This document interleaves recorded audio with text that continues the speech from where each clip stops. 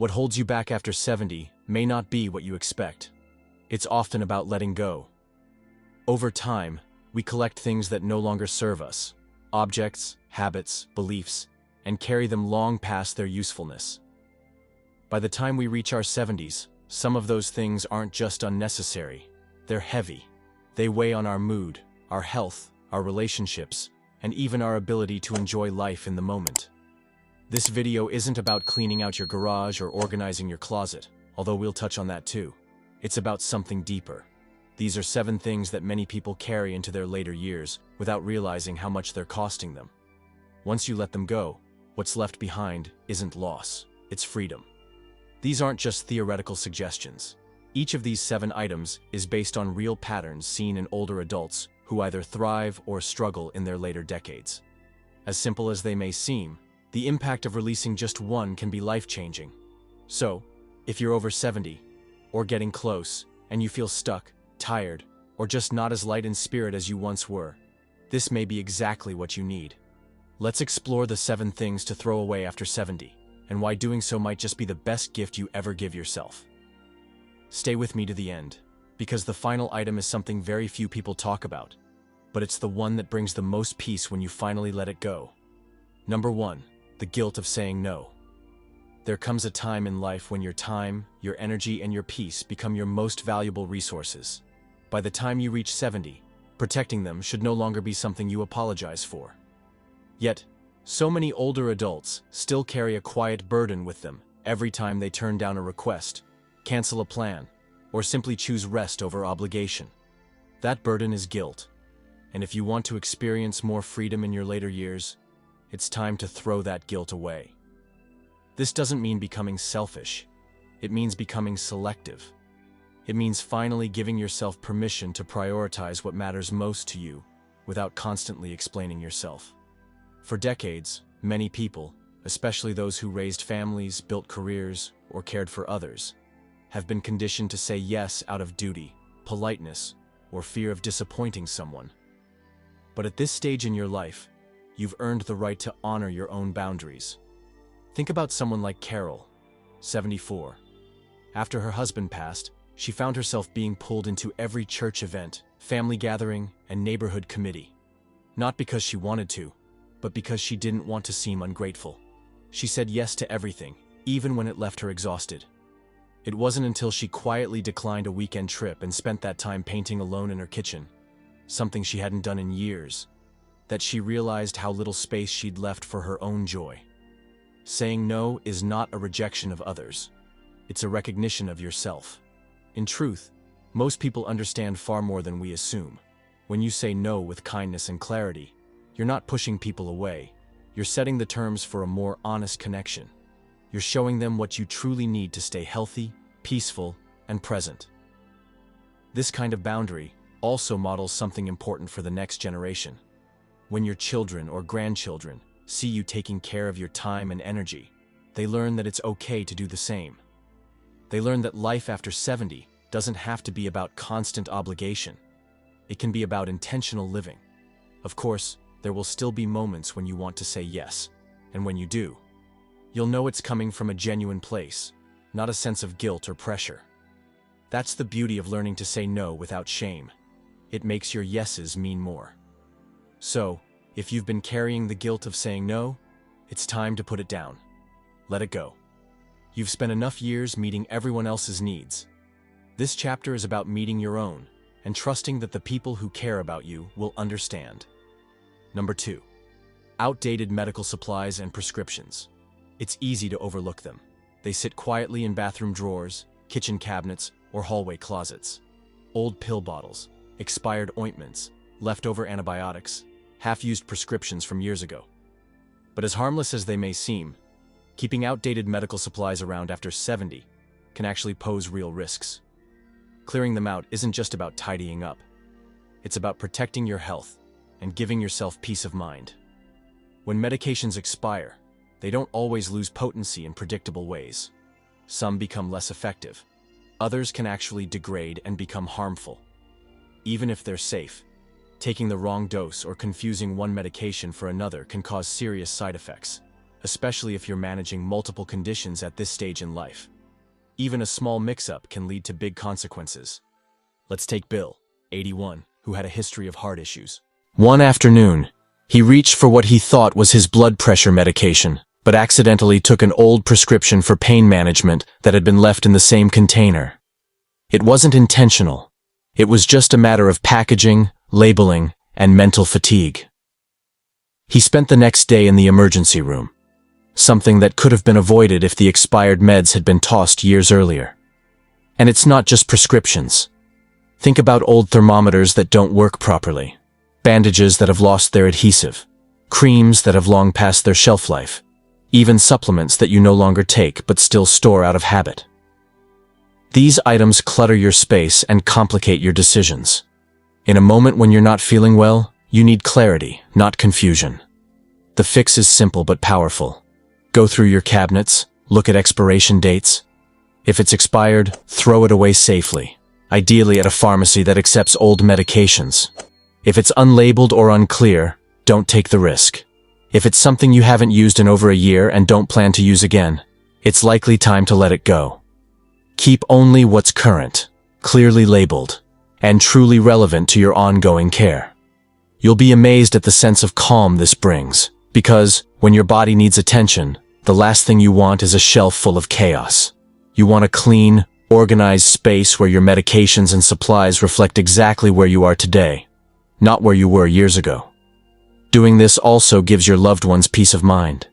If they ever need to step in and help you with your medications or emergency care, they'll know they're working with accurate, updated information. That's not just responsible, it's a gift.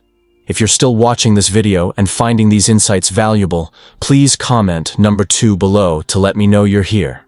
And if you haven't subscribed yet, I recommend you subscribe and turn on the bell so you don't miss any videos.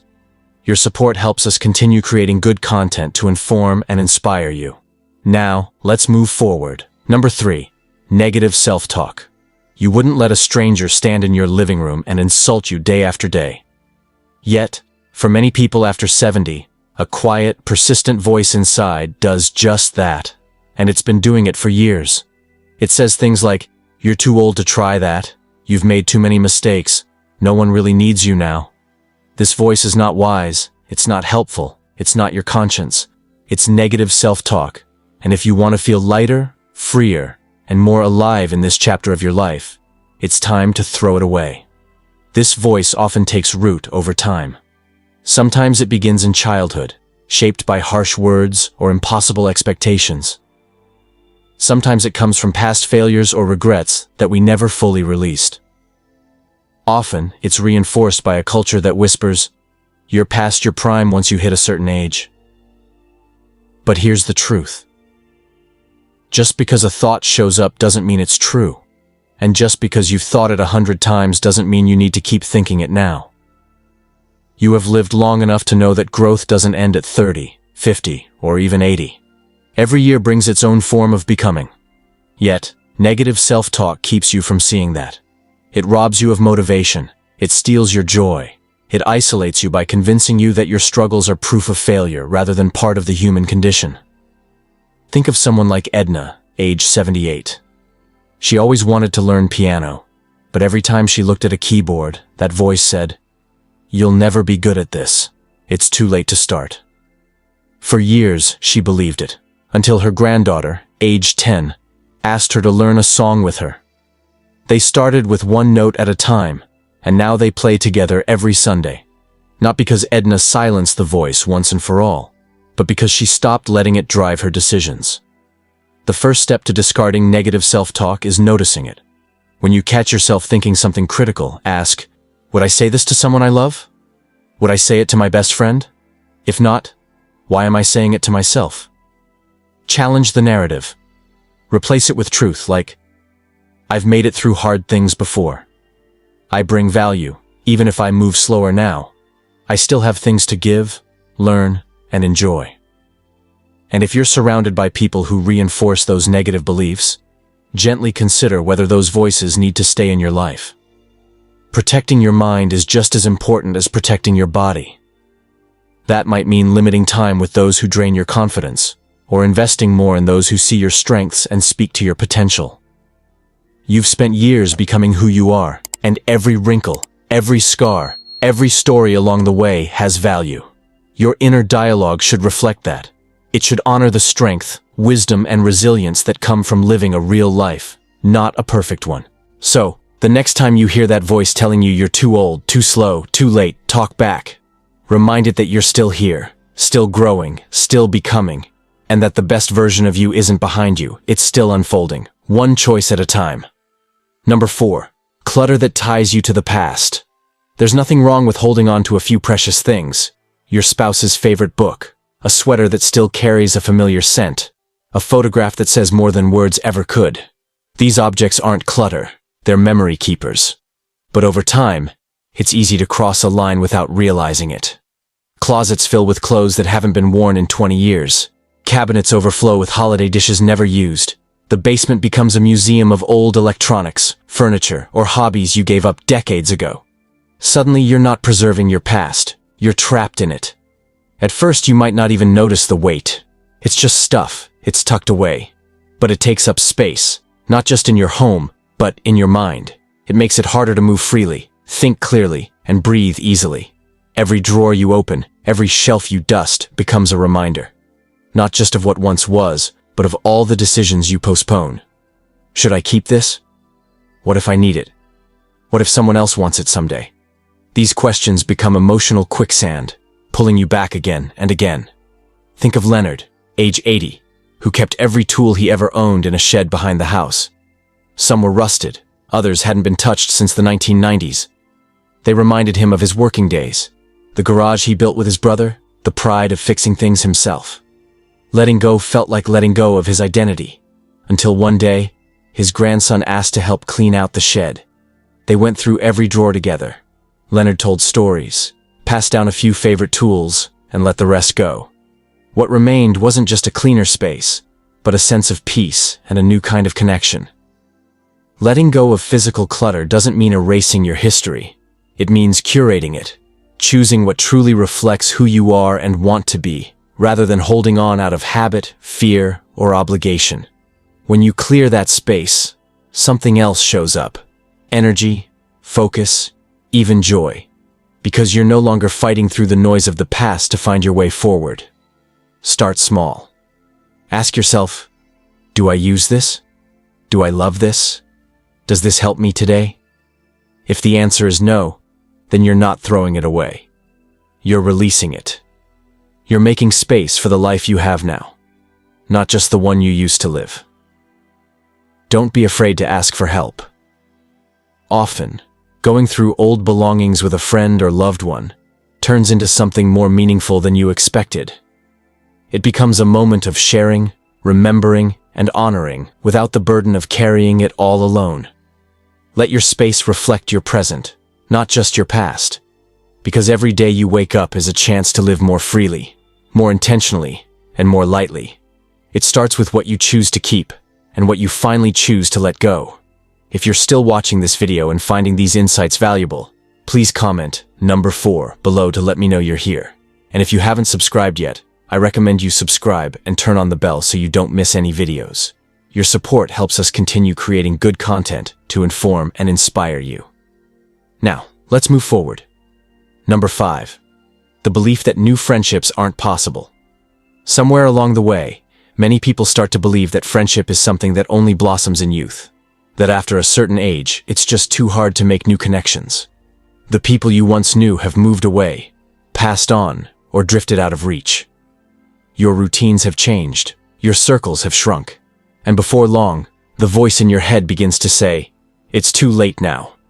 But that belief, that new friendships aren't possible, is one of the most damaging things to carry with you after 70, and it's time to throw it away. The truth is, loneliness isn't a natural part of aging. It's a signal. It's your spirit telling you that connection still matters, that your heart hasn't retired even if your career has, that your need to laugh, to share stories, to be seen and heard, that hasn't disappeared with the passing years. It's still alive, and it's still possible to meet someone new who makes you feel understood. It might not look like it did in your 20s. You probably won't bond over dorm rooms or dance halls, But you might connect over gardening, or books, or grief. You might find a friend in the person who sits next to you at the community center, or the neighbor you've only waved to until now. You might meet someone through a class you take, a group you join, or a cause you care about. It might take time, but every friendship that ever mattered started with one thing: a small moment of openness. Take Paul, 75, who moved to a new town after his wife passed. He didn't know anyone. For weeks, he barely left the house except for groceries. Then one day, he signed up for a weekly watercolor class at the library. Not because he loved painting, but because he needed to be around people again. That's where he met Judith, who'd also lost her spouse. They began to share rides, then coffee, then pieces of their stories, and slowly, the ache of loneliness started to soften. It's not always easy to put yourself out there again. Vulnerability can feel harder with age, not easier. You carry more memories, more losses, more self-doubt. But you also carry more wisdom, more patience, and more to offer than you realize. You have stories someone else is waiting to hear. You have a kindness someone else needs. You have humor, insight, and a presence that can make another person's life better just by showing up. Don't let the past convince you that connection is behind you. Don't let fear keep you from reaching out. Even if you've been hurt, even if you've been disappointed. There are people out there who will meet you right where you are. No performance required, no pretending necessary. Just your real, honest self. Throw away the belief that friendship is something you grow out of, because the truth is, it's something you grow into. Deeper, slower, richer with every year you live. Sometimes, the most meaningful bonds are the ones you never expected, formed at a time when you thought your heart had already learned all it could. Number 6. Expired goals that no longer serve your life. There's a quiet kind of pressure many people carry into their later years. A list of goals they never reached, dreams they never fulfilled, expectations they never lived up to. Even at 70 or 80, that pressure can linger. It sounds like, I was supposed to write that book. I should have gone back to school. I never did start that business. These thoughts sit in the corners of your mind, taking up space like unopened mail. But here's the truth. Not every goal was meant to be permanent. Some were only meant to guide you for a season, and after 70, one of the most freeing things you can do is throw away the ones that no longer fit your life. This isn't about giving up. It's about letting go of the weight of outdated expectations, especially the ones that were never truly yours to begin with.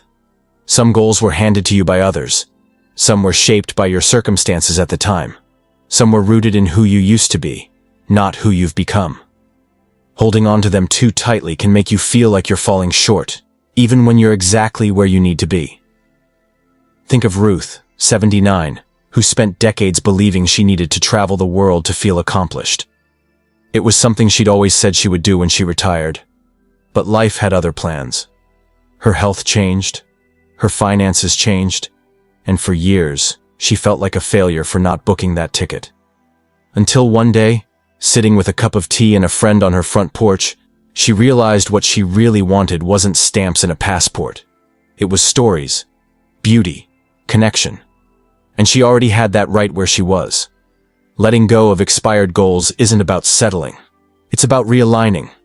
It's about asking, what matters most to me now? What gives me joy in this season of life? What kind of legacy do I want to build? Not out there, but right here. When you ask those questions honestly, you might discover that your real goals have shifted. Maybe now your goal is to enjoy your mornings slowly, to mentor someone younger, to write a letter to each of your grandchildren, to volunteer, to learn a new skill, or simply to be present with the people who love you. None of that means your past ambitions were meaningless. They served you. They stretched you. But if they no longer fit the shape of your life, it's okay to lay them down, to honor what they taught you, and make space for new intentions, ones that reflect your current needs, your current strengths, your current joy. You are not the same person you were at 40 or 60, and that's a beautiful thing. Growth means change. Change means reassessment, and reassessment means permission to shift your focus, reimagine your future, and release anything that no longer supports your peace. If you're still watching this video and finding these insights valuable, please comment number 6 below to let me know you're here. And if you haven't subscribed yet, I recommend you subscribe and turn on the bell so you don't miss any videos. Your support helps us continue creating good content to inform and inspire you. Now, let's move forward. Number 7. The fear of death. Of all the things people carry into their 70s and beyond, this one might be the heaviest. Not because it's loud or obvious, but because it's so often hidden, tucked behind jokes, deflections, or uneasy silence. The fear of death is something many of us feel but few of us speak about openly. Yet it colors so much of how we live. It makes us anxious about our health, hesitant to plan for the future, unsure of how to talk about what we want, need, or hope for. But after 70, one of the most profound acts of emotional freedom is this: to throw away the fear of death, not by denying it, but by making peace with it. This doesn't mean you won't feel afraid sometimes. You will. That's part of being human. But fear doesn't have to run your life, and it certainly doesn't have to define your final years. What you may discover is that, once you stop avoiding the topic, it starts to lose its power over you. Talking about death, thinking about what matters most, making plans for how you'd like to be remembered. These things don't bring despair. They bring clarity. They bring peace. Consider James, 83, who avoided writing a will for years. The very idea of it made his chest tighten. But after a health scare, his daughter gently brought it up. They sat down together. He made his wishes known. He chose his words carefully. And afterward, he felt something unexpected: relief. He said, "I thought it would make me feel closer to death, but it actually made me feel more alive. I finally felt ready to enjoy my time without all that worry hanging over me." Letting go of the fear of death is not about pretending we're invincible. It's about recognizing that life has always been uncertain and always will be. But within that uncertainty, we still get to choose how we live. We get to choose to be present, to make our days count, to express love freely, give generously, and laugh without hesitation. We get to talk to our families about our values, our memories, and even our hopes for the days after we're gone. We get to remember that death is not the opposite of life. It's the partner of life. One gives meaning to the other. You don't have to be fearless. You just have to be willing to face the truth with honesty, to prepare with courage, and to live with intention. When we release the fear of death, something remarkable happens. We stop watching the clock. We stop clinging to what we can't control. And we start seeing each moment, each relationship, each sunrise, each quiet cup of tea, as a gift. So take a breath, look around you, and let yourself live. Not in spite of death, but with full awareness that your time is precious, your presence is powerful, and your life, right now, is still unfolding. Final thoughts. As we wrap up this video, I hope you take a moment to reflect on these 7 things. Not with guilt, not with pressure, but with curiosity and compassion. Which of these are you still carrying? Which ones are you ready, finally, to set down? Throwing something away after 70 isn't about loss. It's about space. Space for joy. Space for peace. Space for what still matters. Whether it's guilt that's kept you saying yes when you wanted to say no, clutter that ties you to a past you've already lived, or quiet fears that whisper you're too old to begin again. Each of these can be released. With every release comes a little more lightness, a little more breathing room, and a little more freedom to live as you are now. You've earned that freedom, not by being perfect, not by checking every box, but by living through decades of love, change, pain, and growth. You've made it here, and that alone is enough. So as you move forward, I invite you to do so, not with a heavy load, but with a lighter heart. Let go of what no longer serves you. Reclaim what brings you peace. And remember, it's never too late to feel free in your own life. Thank you for joining us today. We'd love to hear from you. Leave a comment below and share one thing you learned today and how you plan to use it in your life. Your thoughts are important to us, so don't hesitate to share them. Reading your comments gives us great motivation and encouragement. If you enjoyed this video and found it helpful, please like, subscribe, and share. Your support helps us continue creating good content to inform and inspire you. Thanks for watching, and we look forward to seeing you in the next video.